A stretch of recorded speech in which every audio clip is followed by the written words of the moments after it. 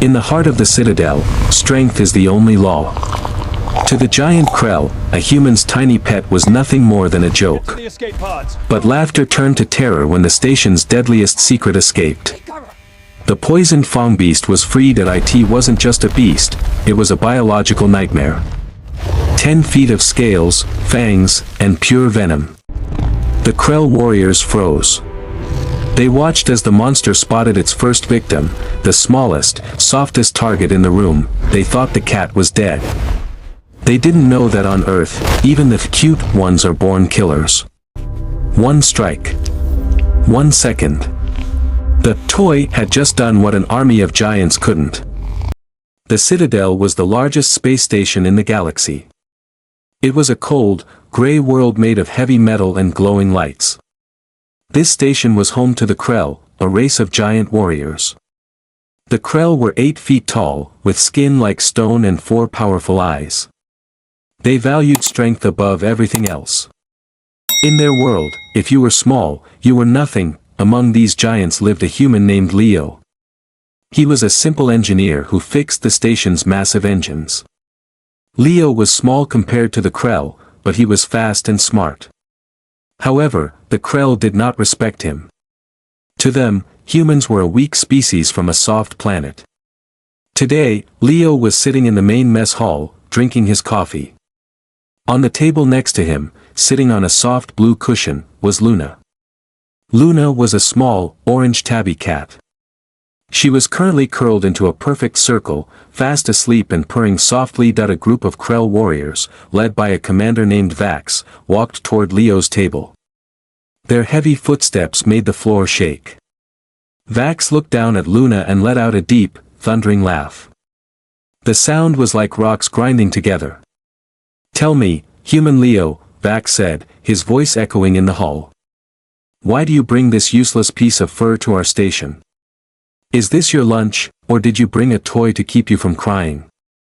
The other Krell warriors joined in the laughter. They pointed their thick fingers at Luna's tiny paws and soft ears. "Look at it," another warrior mocked. "It has no armor. It has no spikes. In our world, even the smallest insects are more dangerous than this. This creature is a joke, just like your species." Leo did not get angry. He didn't even look up from his coffee. He simply smiled a very calm, mysterious smile. "Her name is Luna," Leo said quietly. "And on Earth, we have a saying, do not judge a book by its cover. We don't judge things by their size. You see a toy, but I see a predator that has stayed the same for millions of years because she is already perfect." Vax laughed so hard he had to lean on the table. "Perfect? It is a ball of fluff. If I dropped my glove on it, it would die." He reached out a massive, clawed hand to poke the sleeping cat, but Leo finally looked up. His eyes were sharp. "I wouldn't do that if I were you, Vax. She is resting, and she had a very long journey." The Krell warriors thought this was the funniest thing they had ever heard. They called the cat a pathetic pet and space trash, but the laughter stopped instantly. A sudden, piercing siren screamed through the speakers. The bright white lights of the mess hall turned into a flashing, angry red. A voice boomed over the intercom, sounding terrified. "Warning. Code Black. Emergency. The poisoned Fangbeast has escaped the high-security lab. It has entered the ventilation system. It is moving toward the central mess hall. All personnel, arm yourselves or hide." The silence that followed was heavy and cold. The Krell warriors, who were just laughing, now looked pale. The poisoned Fangbeast was a legendary monster. It was a creature of pure muscle, covered in black scales, with veins that glowed with a deadly purple poison.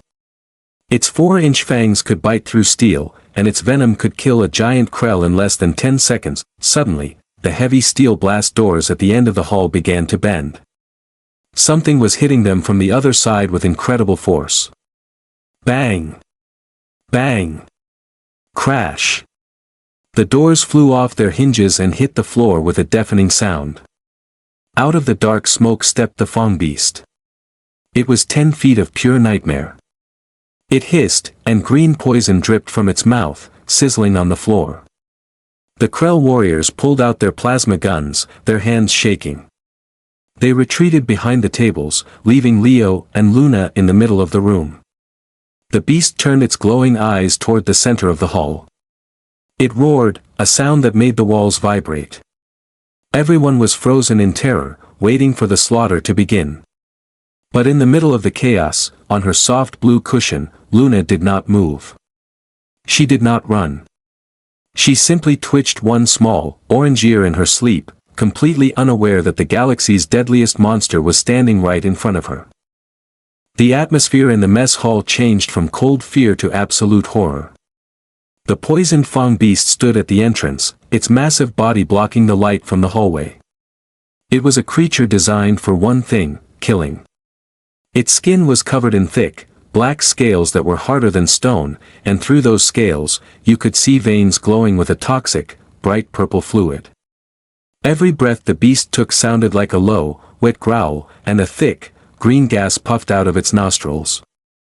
This was not just an animal, it was a biological nightmare that had escaped from the highest security level of the station. The Krell warriors, who usually boasted about their bravery, were now backing away slowly. Their heavy boots scraped against the metal floor, the only sound in the terrifying silence. Commander Vax, the strongest among them, held his plasma rifle with trembling hands. He knew that even a single scratch from the beast's claws would send that purple poison into his blood, killing him in seconds. The aliens looked at each other, their 4 eyes wide with panic. They were trapped.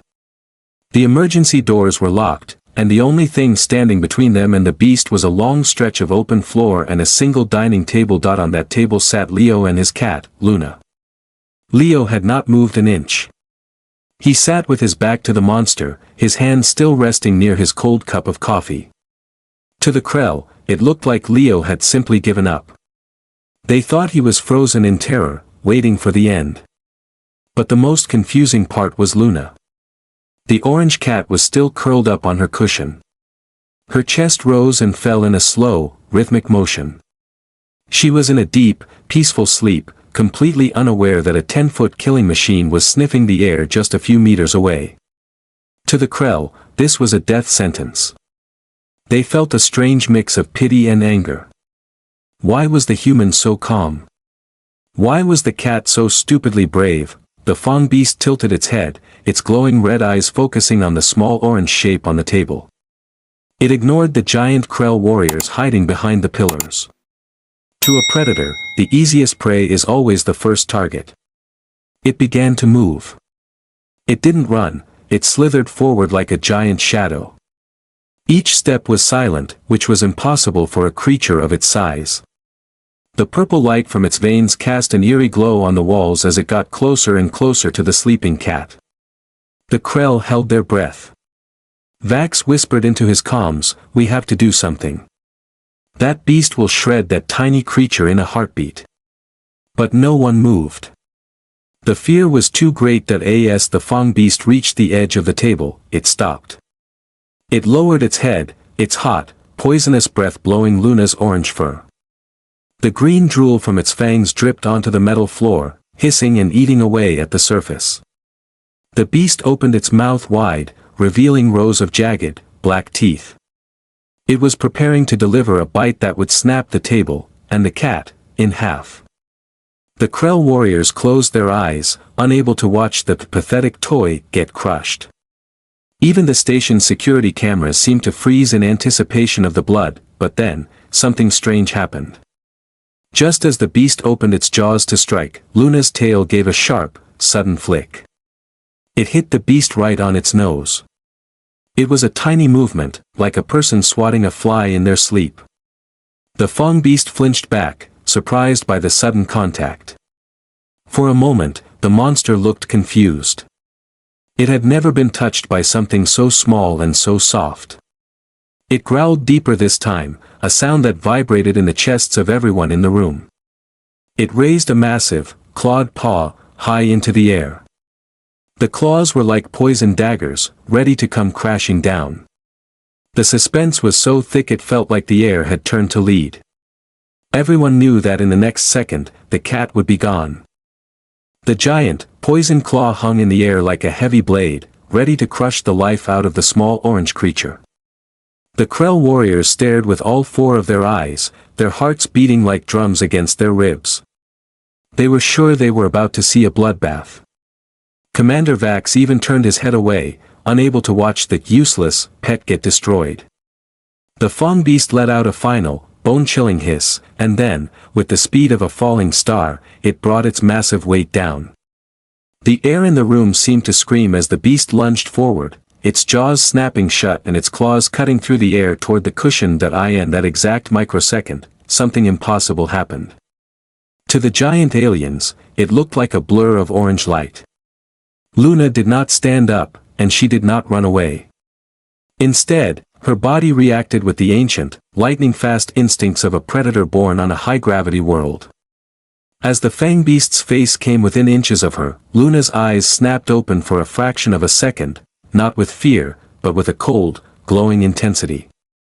With a movement so fast the station's security cameras could barely record it, she rolled onto her back and extended her front paws. Her claws, sharp as surgical needles and harder than the Krell's finest steel, shot out from her soft fur. The Fangbeast was moving too fast to stop its own momentum.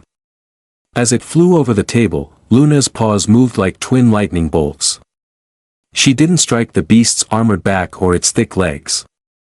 Instead, she swiped at the only soft spot on its entire body, the thin, pulsating vein right under its jaw where the poison was pumped from its heart to its brain. There was a faint shing sound, the sound of a blade cutting through silk. The cat's claws sliced perfectly through the monster's neck, deep and precise. Before the Krell could even blink, Luna had already tucked her paws back in and rolled back onto her side, her eyes closing as if nothing had happened. The Fangbeast didn't even land on the table. It crashed into the floor on the other side with a sound like a falling mountain. Its massive body slid across the metal tiles, leaving a trail of glowing purple fluid behind it. The beast tried to roar one last time, but only a wet, gurgling sound came out. Its legs kicked weakly against the floor, and its glowing purple veins began to fade into a dull, lifeless gray. The monster that had terrified the most powerful warriors in the galaxy was dead. It had been killed by a creature that weighed less than a Krell's boot, and it had happened so quickly that most of the aliens didn't even understand what they had just seen. The silence that followed was deeper and heavier than before. The Krell warriors stood like statues, their weapons forgotten in their hands. They looked at the giant, dead monster, and then they slowly turned their heads to look at the orange cat. Luna was now stretching her tiny legs, letting out a long, slow yawn that showed her small pink tongue. She gave her right ear a quick scratch with her paw and then tucked her head back into her fur. She looked completely bored, as if killing a legendary death beast was just a small annoyance that had interrupted her nap. Leo, the human, finally moved. He took a slow, calm sip of his coffee, which was now cold. He didn't look surprised at all. He reached over and gently stroked Luna's head. "I told you, Vax," Leo said, his voice sounding incredibly loud in the quiet room.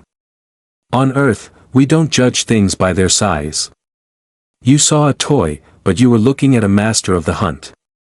My planet is a very dangerous place, and Luna's ancestors were the kings of the jungle long before humans built their first fire." The Krell could only stare, their minds struggling to accept that the tiny piece of fur was actually the most dangerous thing in the room. The silence in the mess hall lasted for several minutes, broken only by the hum of the space station's engines.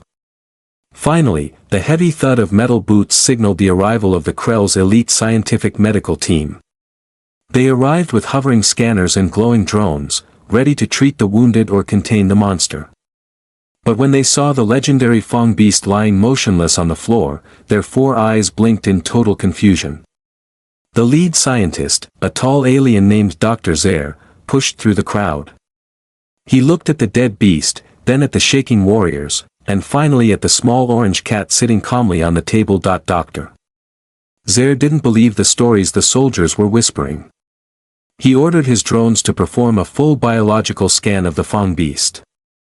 A blue holographic screen appeared in the air, showing a 3D map of the monster's internal organs. The doctor's face went pale as he read the data. "This is impossible," Zer whispered, his voice trembling through his breathing mask. "The beast's primary nerve center and its main poison artery have been severed with surgical precision. It was not a messy kill. It was a single, perfect strike. The entry wound is less than half an inch wide, but it was deep enough to shut down the brain instantly." The scientist turned to Leo, his eyes filled with suspicion. "What weapon did you use, human? We know Earth technology is primitive, but this looks like the work of a high-frequency laser blade or a cloaked assassin." Leo didn't even stand up. He reached out and gently rubbed Luna's chin, making her produce a loud, vibrating purr. "No lasers, Doctor," Leo replied calmly. "Just biology. On my planet, her kind are known as apex predators of the backyard. They are built for the perfect kill. Their brains are wired for movements that are too fast for your eyes to even track." The Krell warriors gathered around the holographic screen, watching the slow-motion playback from the security cameras. They had to slow the video down by 10 times just to see Luna move. On the screen, they saw the cat's paw move like a flash of orange lightning. They saw her claws, which were made of a unique biological material that was surprisingly dense. Because Luna was born on Earth, a planet with much higher gravity than the Citadel, her muscles and reflexes were 20 times stronger and faster than anything the aliens had ever seen. To the Krell, she looked like a cute toy, but to the laws of physics, she was a high-velocity weapon. Doctor. Zer shook his head in disbelief. "We mocked you for bringing a weak creature into our home," he said, looking at the dead monster that his own soldiers couldn't stop. "But we didn't realize that you humans live among monsters every day. If this is what your pets can do, what are the actual predators of Earth like?" The suspense in the room shifted. It was no longer a fear of the Fangbeast, it was a new, deep-seated fear of the unknown. The aliens began to look at Leo differently. They realized that humans weren't weak for keeping cats, they were incredibly brave for living with creatures that could kill in the blink of an eye. Just then, Luna stood up on the table and stretched her back into a high arch. She let out a small, high-pitched meow and looked directly at Commander Vax. The giant warrior, who had fought in 100 space battles, actually took a step back in fear. He gripped his rifle tightly, but he didn't dare point it at her. Luna hopped off the table and began walking toward the dead Fangbeast. The crowd of aliens parted like water, giving the tiny cat a wide path. The suspense returned as everyone wondered what she would do next. Would she eat the beast? Would she attack them?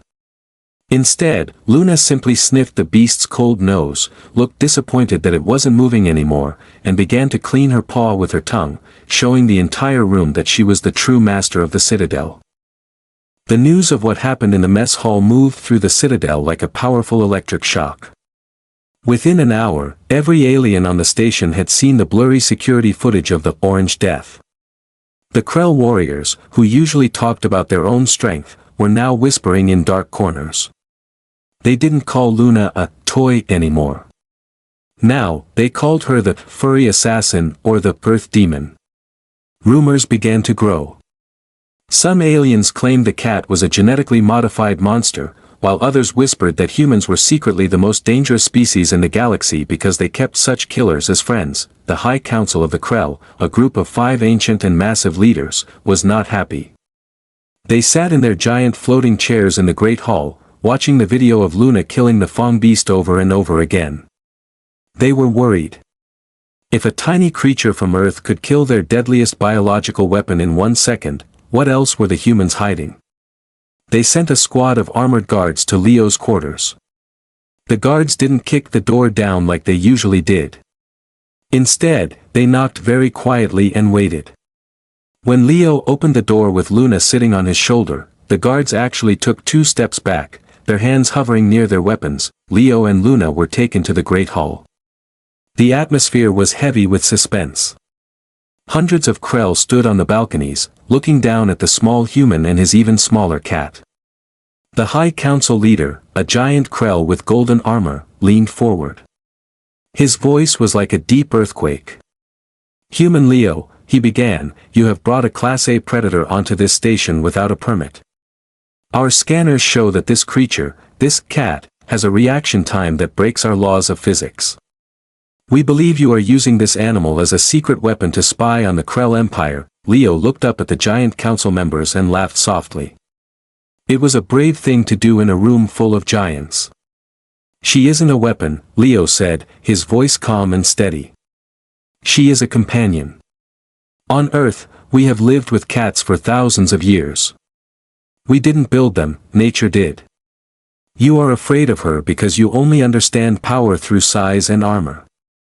But on Earth, the most dangerous things are often the ones you cannot see coming. Luna didn't kill that beast because she hates it.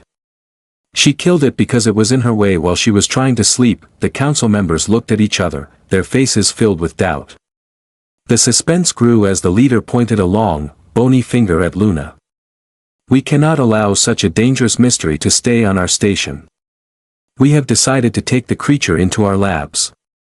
We will study her muscles, her claws, and her brain to see how she moves so fast. You will be paid for your loss, but the cat stays with us." The room went silent.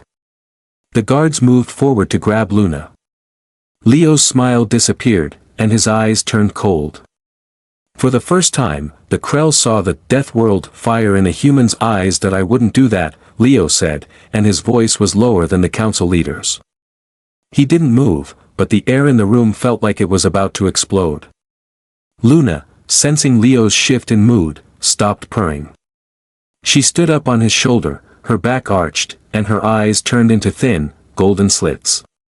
She let out a low, vibrating hiss that sounded like a warning from another world. The guards froze. They remembered the Fangbeast's throat being sliced open. They realized that if they reached for the cat, they might not live to see the next second. The entire hall was on the edge of a disaster, and everyone waited to see who would make the first move. The great hall was so quiet that you could hear the hum of the oxygen recyclers. The Krell guards were terrified, but their leader, the Golden Councilman, was too proud to back down. He slammed his fist onto the table and shouted, "Activate the containment field. If we cannot catch the beast by hand, we will trap it in a cage of light." Instantly, a shimmering blue laser fence erupted from the floor, surrounding Leo and Luna. The Krell thought they had finally won. They believed that no creature, no matter how fast, could escape a wall of pure energy. The suspense was unbearable as the blue light got closer and closer, shrinking the space around the human and his cat. Leo didn't flinch. He didn't even look at the lasers. He looked directly at the councilman and said, "You are making a mistake. You think you are trapping a monster, but you are actually threatening a member of my family.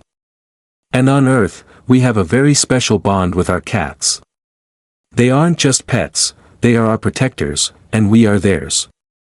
As he spoke, Luna's ears went flat against her head.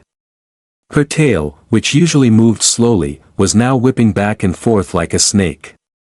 She wasn't scared of the lasers, she was waiting for a gap. To her high-gravity eyes, the flickering of the laser field was slow, like a gate opening and closing in slow motion. With a sudden, explosive burst of speed, Luna didn't run away from the lasers, she jumped through them. She timed her leap perfectly between the pulses of the energy field. She landed right on the High Council's massive table, skidding across the polished surface and stopping inches away from the leader's throat.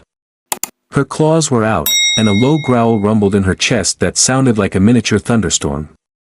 The councilman froze. He realized that his life was now in the hands, or rather, the claws, of a creature that weighed less than his breakfast. The guards pointed their guns, but they couldn't shoot without hitting their own leader. Leo walked calmly through the laser field, which he had deactivated using his engineer's override code on his wrist computer. He stood at the edge of the table and looked at the council. "We humans come from a world where we had to survive things much worse than your Fangbeasts," Leo explained. "We didn't survive by being the biggest. We survived by making friends with the smartest and the fastest. If you take her, you don't just get a cat. You get the anger of every human in the fleet. And trust me, if a tiny cat can do this much damage, you don't want to see what a human will do to protect his friend. The High Councilman looked into Luna's golden eyes and saw a level of focus and intelligence that he had never seen in any alien species. He slowly raised his hands in surrender. Enough, he commanded. Deactivate all weapons. This cat is not a subject for a lab. It is a citizen of the Citadel. The tension finally broke. The guards lowered their rifles, and the crowd in the balconies let out a collective breath of relief.